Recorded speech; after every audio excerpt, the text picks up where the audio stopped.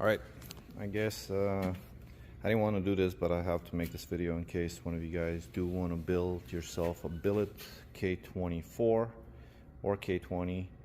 I believe the issues are going to be the same. So here I'll start with few things so you guys get an idea what you might have to do to get one of these in your car and running.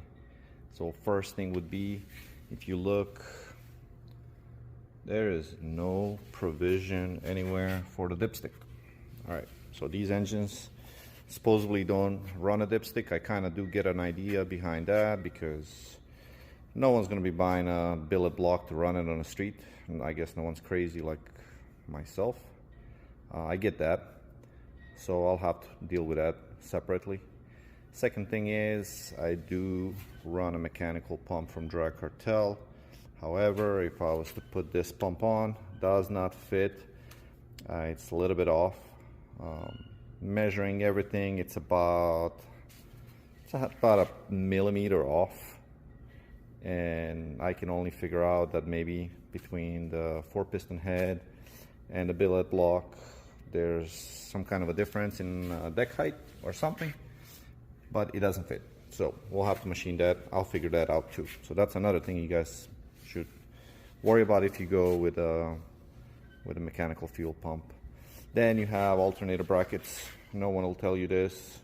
When I bought this motor from 4-piston, no one told me anything. They said, yeah, it's good to go. It's a wet deck. It'll go in your street car, no problems. Well, not so much, because obviously you need to figure out how to mount this. K Pro, I believe, or what's it, K-tuned. They sell these brackets.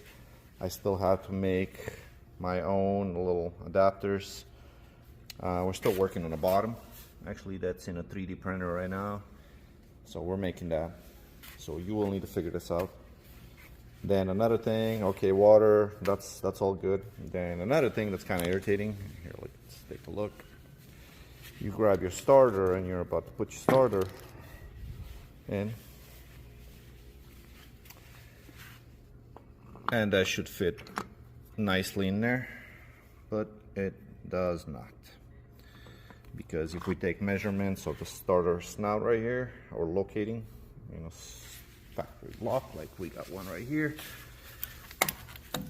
If we were to put this in a factory block, that fits nice. I forgot the measurement, I took it, but it's about 0.5 millimeter difference. So what do? Do I machine the billet block, or do I machine this piece?